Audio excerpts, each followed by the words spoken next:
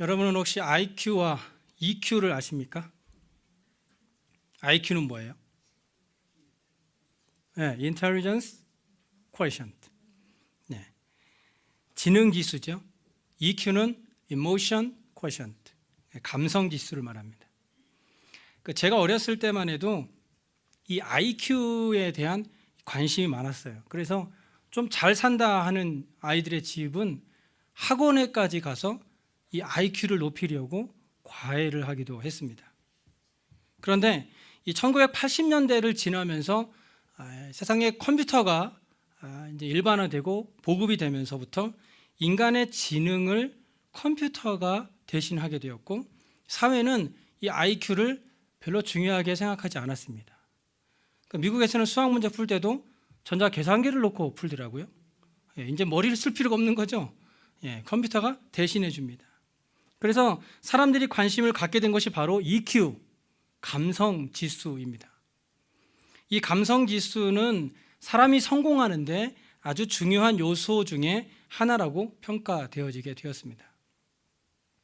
제가 한참 음악대학에서 노래를 배울 때에 저는 연습을 많이 하는 학생 중에 한 명이었습니다. 학교 전국 경교 수업이 끝나고 나면 연습실에 가서 매일 저녁 9시까지 연습을 하곤 했으니까요.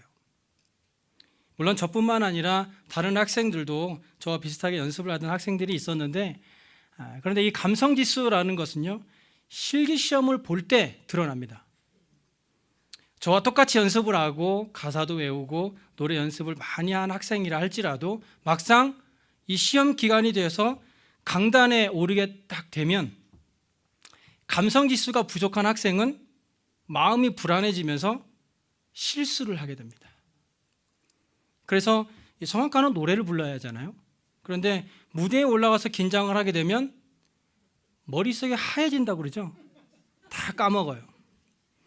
노래는 해야 되고 가사는 생각이 안 나고, 그러면 라라라라라라라 랄랄라만 하다가 내려오는 학생들도 실제로 있었습니다. 랄랄라만 하다가 음은 아니까요.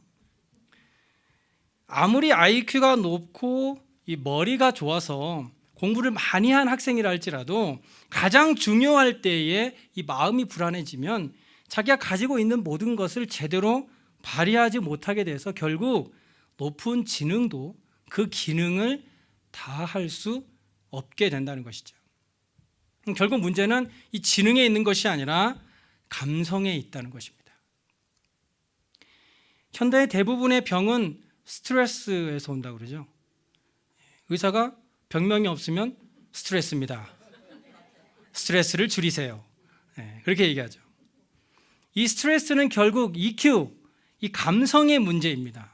이 사람이 근심과 걱정에 매이게 되면 결국 기초가 무너지게 되어서 집이 무너지게 되는 결과를 낳게 된다는 것입니다. 이 감성지수에 대한 유명한 이야기가 있습니다. 어느 한 유치원에서 4살짜리 어린아이 20명을 데리고 게임도 하면서 재밌게 놀다가 선생님은 아이들에게 과자 한 봉지씩을 주면서 이렇게 얘기했어요. 이 과자를 너희가 지금 먹을 수도 있지만 선생님이 밖에 나갔다 돌아왔는데도 과자를 하나도 먹지 않고 있는 아이에게는 과자를 봉지 하나를 더 주겠다. 아들한테 이렇게 얘기를 한 거예요. 아이들에게 이 말을 하고 선생님이 나간 뒤에 아이들을 지켜봤습니다. 선생님이 나간 뒤에 아이들은 여러 가지 행동을 보였어요. 선생님이 나가자마자 봉지를 탁 뜯어갖고 확 먹는 아이, 먹는 게 아까워서 혀를 핥아서 조금씩 먹는 아이, 과자 보고 있으면 먹고 싶으니까 눈을 가리고 안 보고 난 안 볼래 하는 아이, 막 노래를 막 부르다가 먹는 아이, 뭐 여러 가지. 그 중에서도 안 먹고 참고 있는 아이가 있었습니다. 자, 조금만 참고 기다리면 과자 2개를 얻을 수 있다라는 것은 지능이에요. 아는 거죠? 2개를 얻을 수 있어. 근데 이것을 참을 수 있는, 참을성을 가지고 기다릴 수 있는 것은 감성의 문제입니다. 감성의 문제. 여러분의 감성 지수는 얼마나 될까요? 얼마나 절제하며 살아가고 있습니까? 얼마나 분노를 참을 수 있느냐라는 말이죠. 이게 감성 지수입니다. 즉 나의 이 평안의 감성 지수는 어느 정도나 되는가 하는 것입니다. 나를 칭찬하는 말이나 좋은 말이나 좋게 생각하는 것이야 누구나 좋아하고 좋을 수 있습니다. 그런데 이 오해가 많은 이 세상에서 좋지 않은 말을 들으면서도 저와 여러분의 마음은 여전히 평안하느냐라는 것입니다. 올라오죠. 나를 감히. 행복은 성적순이 아니잖아요 라는 옛날에 유명한 영화가 있었죠. 유명한 말이 있습니다. 여러분, 행복은 돈이 많아야 누릴 수 있습니까? 물론 행복을 위해서는 어느 정도 돈이 필요하겠죠. 그런데 그 어느 정도는 얼마일까요? 제가 여러분의 통장 잔고를 알 필요는 없지만 만약 어떤 사람에게 10만 불의 통장 잔고가 있다고 칩시다. 여러분이 생각하기에 이 사람은 행복을 누리기에 충분한 사람입니까? 고작 10만 불 가지고 너무 작다고 생각하면 한 100만 불 할까요? 100만 불. 집도 있고 차도 있고 가정도 있고 그리고 통장에 10만 불 있다면 충분히 행복하지 않을까요? 물론 사람마다 그 가치의 기준이 조금씩 다를 거예요. 그러나 이 돈의 액수로 이 행복의 지수를 매긴다면 저는 불행한 삶을 살아야 됩니다. 하지만 이곳에 모인 모든 분들 중에 제일 행복한 사람은 누구일까요? 얘기하면 저는 저라고 자신 있게 말할 수 있습니다. 통장에 얼마나 돈이 있느냐는 중요하지 않습니다. 중요한 것은 마음입니다. 마음. 저는 지금 저희 아내와 너무 행복한 삶을 살고 있어요. 지난 금요일에는 둘이 세족식을 하면서 세족식, 발을 씻겨주는 세족식 둘이 뜬금없이 그냥 세족식을 하면서 이것은 내가 행복하다라는 것은요 제가 꾸며낸 말도 아니고 거짓말도 아니에요. 돈으로 행복지수를 매길 수 있다면 저의 삶은 늘 불안하고 어두운 삶을 살아야 돼요. 그렇지만 행복이라는 것은 결코 이 돈이 전부가 아니라는 것입니다. 이건 제가 증인이에요. 돈 없어도 충분히 행복하게 살 수 있습니다. 우리가 행복과 불행을 나누는 이 중요한 기준은 좋은 집, 좋은 차, 많은 돈이 있는 것이 아니라 내가 행복해지려는 의지에 있는 것입니다. 행복해지려는 의지. 그래서 요즘에는 IQ 시대, EQ 시대를 지나서 WQ 시대라고 합니다. Will Quotient, 의지 시대라는 것이죠. 의지 시대. 그래서 김태수 백석대학교 교수는요 책을 냈는데 이제는 WQ 시대다라는 책에서 인간이란 지성과 감성 외에도 의지라는 측면으로 구성되어 있다라고 말하면서 이 WQ에 대해서 자세히 설명하고 있습니다. 오늘 본문에는요 두 사람이 등장합니다.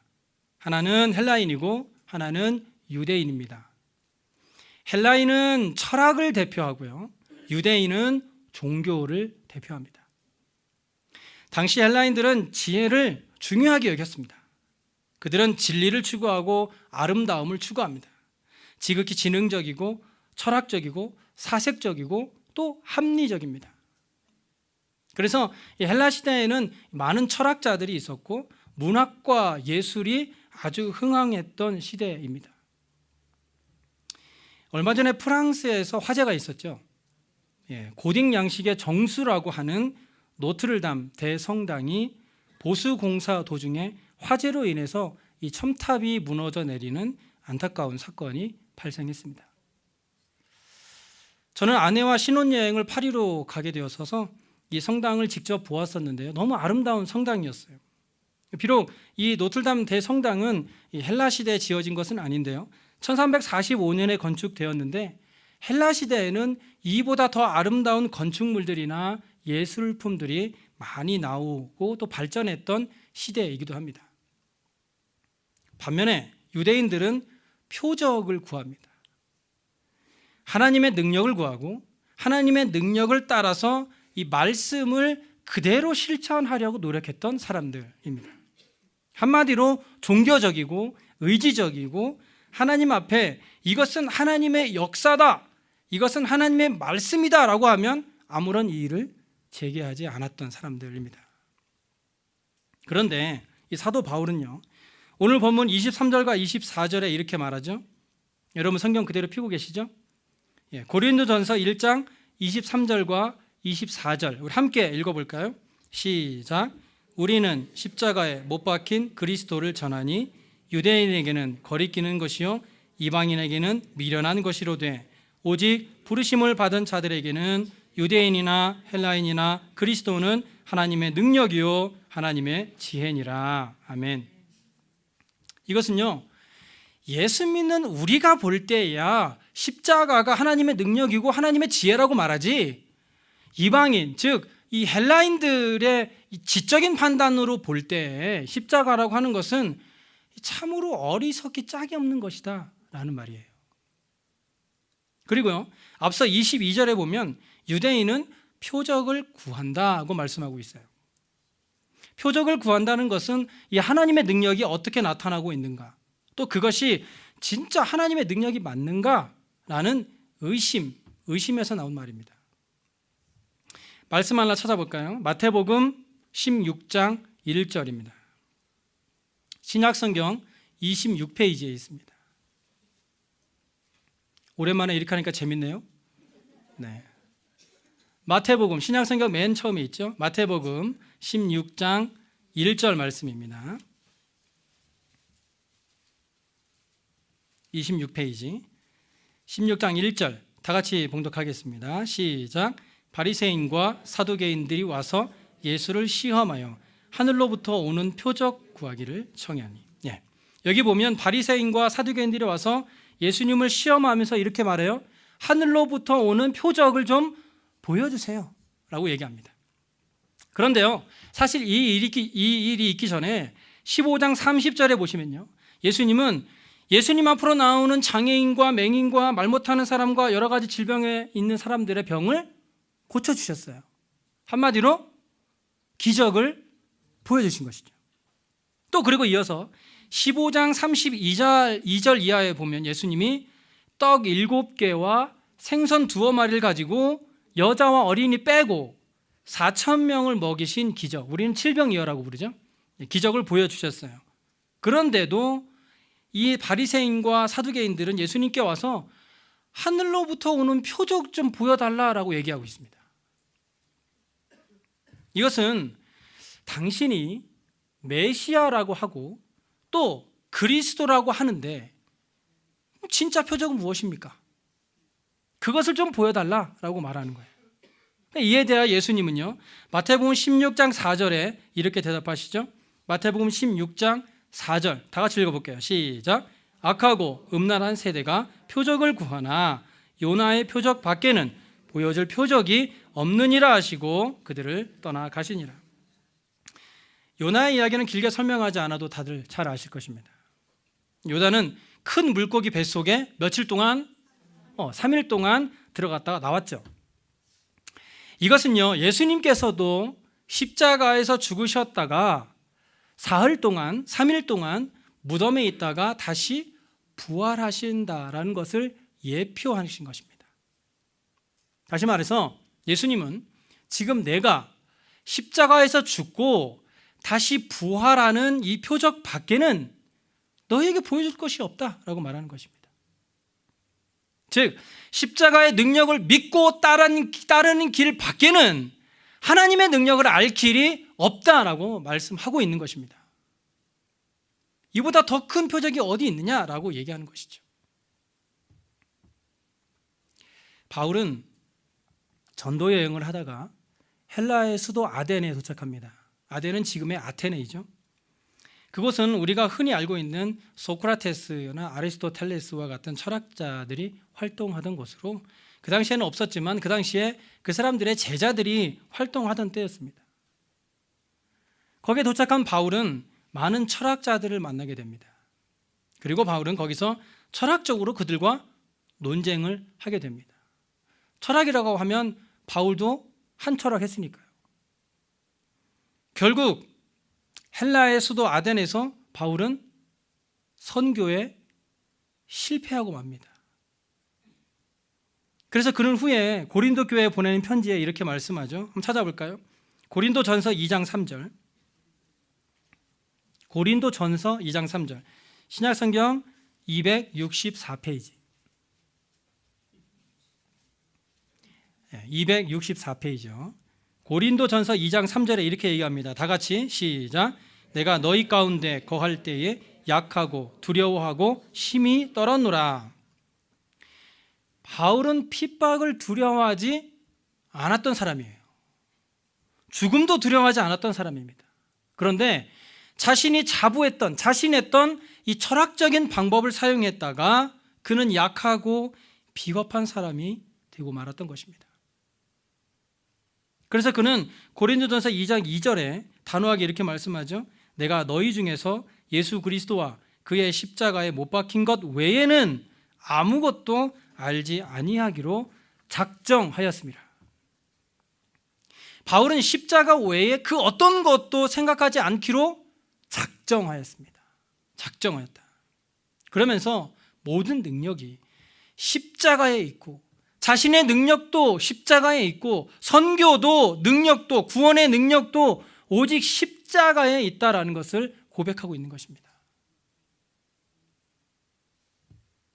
예수님은 자기에게 표적을 보여달라고 하는 바리새인들과 서기관들을 향해 악하고 음란한 세대가 표적을 구하나 요나의 표적밖에는 보여줄 것이 없다고 말씀하셨어요. 즉 예수님께서는 자신이 이 부활하신 사건이야말로 예수 그리스도께서 메시아 된 가장 큰 증거이고 표적이다라는 것입니다. 우리가 믿음을 가지고 예수 그리스도를 믿는 것이 바로 이 부활의 표적이 있기 때문입니다. 고린도전서 15장 16절 한번 찾아볼까요? 282페이지. 고린도전서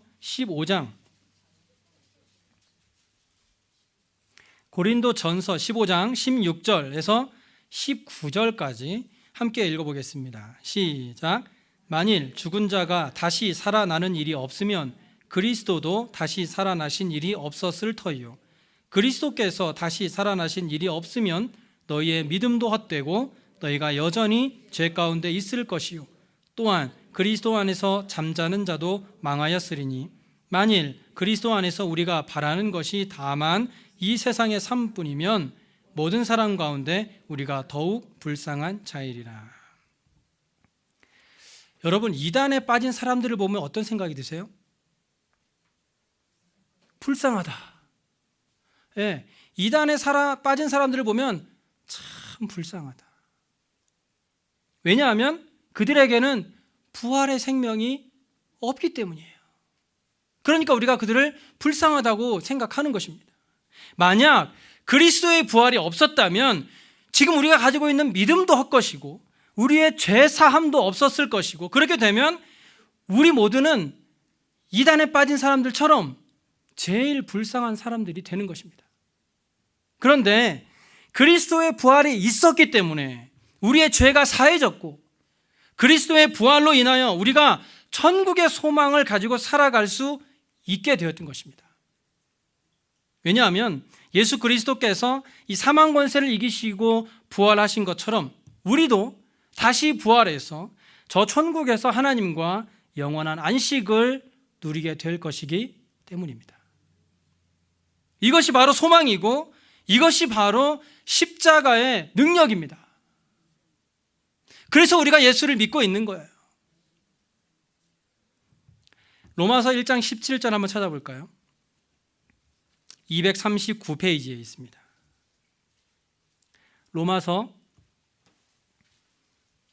1장 17절 239페이지 다 같이 시작. 복음에는 하나님의 의가 나타나서 믿음으로 믿음에 이르게 하나니 기록된 바 오직 의인은 믿음으로 말미암아 살리라 함과 같으니라. 아멘. 바울이 인용한 이 말씀은요, 하박국에 있는 말씀을 인용한 것입니다. 당시 하박국 선지자는요, 하나님에 대해서 굉장히 혼란스러워했어요. 자기가 믿는 하나님이 아니었던 것 같아요. 이스라엘 안에 악이 막 성행하는데도 하박국 선지자가 보기에 하나님께서는 그런 악을 보시고도 그냥 모른 척하고 계시는 듯 보였습니다. 그래서 그는 하나님께 하나님, 왜 이런 죄악을 그냥 두세요? 라고 불평을 하게 되죠. 하나님께서는 이스라엘보다 더 악한 민족 바벨론을 사용하셔서 이스라엘을 심판하시겠다라고 하박국에 얘기합니다. 하박국은 그래도 이해할 수 없었어요. 하박국이 생각하기에 하나님께서는 아무 일도 하지 않으시면서 또 엉뚱한 선택을 하는 것처럼 보였던 것입니다. 그런 하박국에게 하나님이 하박국 2장 4절에 이렇게 말씀하시죠. 찾아볼까요? 하박국 2장 4절. 어려워요. 어려운 말씀이죠. 1303장에 있습니다. 1303장. 구약 성경을 찾으셔야 됩니다. 하박국, 호박국 아니고요. 하박국 2장 4절. 같이 한번 읽겠습니다. 시작. 보라, 그의 마음은 교만하며 그 속에서 정직하지 못하나 의인은 그의 믿음으로 말미암아 살리라. 바울이요, 이 고린도 교회에 보내는 편지를 쓰기 3년 전에 로마 황제는 로마로부터 모든 유대인들을 추방시키게 됩니다. 그리고 그 후로부터 그리스도인들은 이 로마 황제로부터 많은 핍박을 당하게 되고 나중에 이 바울도 알려지는 바에 의하면 네로 황제 때에 순교를 당하게 됩니다. 그래서 그리스도인들은요, 로마로부터 핍박을 받을 때에 마치 하박국과 마찬가지로 하나님께서 자신들을 이 외면하시는 것처럼 생각하게 되어서 하나님을 원망하고 있었을 때입니다. 근데 하박국서를 미리 알고 있던 이 바울은 로마로부터 핍박을 당하고 있는 그리스도인들에게 복음은 하나님의 좋은 소식이고 어떠한 상황에서도 부끄러워하지 않는 진리다라고 말하면서 그 이유는 바로 복음에는 뭐가 나타났기 때문이다? 하나님의 의가 나타났기 때문이다 라고 얘기합니다. 마귀는 온갖 방법을 다 동원해서 세상에 악을 뿌리고 그 악을 드러내려고 할 것입니다. 그러나 의인은 믿음으로 살아야 합니다. 세상이 나를 어쩔 수 없이 복음과 떨어져서 살아가게 한다 할지라도 의인은 반드시 믿음으로 살아야 한다는 것입니다. 사랑하는 베들교회 성도 여러분, 우리는 이 믿음으로 살아야 합니다. 예수 그리스도의 십자가의 능력을 믿음으로 살아야 합니다. 이것은 IQ나 EQ의 문제도 아닙니다. 믿음으로 살려고 하는 의지의 문제가 있다는 것입니다. 여러분에게는 의지가 있습니까? 오직 의인은 믿음으로 살아야 한다고 말씀하고 있는데 우리는 과연 믿음으로 살고자 하는 의지가 있느냐는 말씀입니다.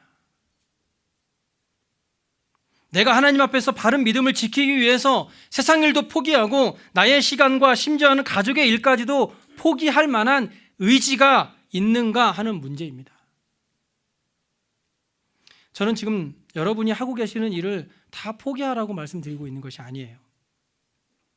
우리가 어떤 일을 하다 보면 우리의 힘으로는 도저히 감당하기 어려운 일들을 만날 때가 있죠. 그런 일들을 만나게 되면 믿음의 사람들은 하나님을 찾게 됩니다. 어쩌면 하나님을 찾는 사람은 그나마 다행이에요. 그런데 어려울 때 하나님을 찾는 것도 중요하지만 어려움이 찾아오기 전에 하나님과 가까이 하는 삶을 살자는 것입니다. 그것이 바로 믿음으로 살아가는 의인의 삶이다라는 것입니다. 어려움이 닥쳤을 때 하나님을 찾는 것은 믿음을 가진 성도라면 누구나 할 수 있습니다. 그러나 믿음을 지키며 살아가는 사람들은 그런 문제가 오기 전에 하나님과 이미 가까이 하는 삶을 산다는 것입니다. 물론 그렇게 산다고 해서 어려운 문제가 오지 않는다는 것은 아니죠. 중요한 것은 우리가 평소에 이 기도의 적금을 얼마나 적립해 놓느냐의 문제는 우리에게 어떤 문제가 닥쳤을 때에 그것을 해결할 수 있는 기도의 힘이 얼마나 남아 있느냐의 문제와 직결된다는 것입니다. 사람들이 왜 그렇게 악착같이 돈을 모으는 것입니까? 대부분의 사람들은 갑자기 어떤 일이 터질지 모르니까 어느 정도의 돈은 있어야 된다라고 말하죠. 그런데 여러분에게는요, 삶이 가장 힘들고 어려울 때 사용할 수 있는 이 기도의 통장에는 얼마의 기도가 쌓여 있으시냐라는 것입니다.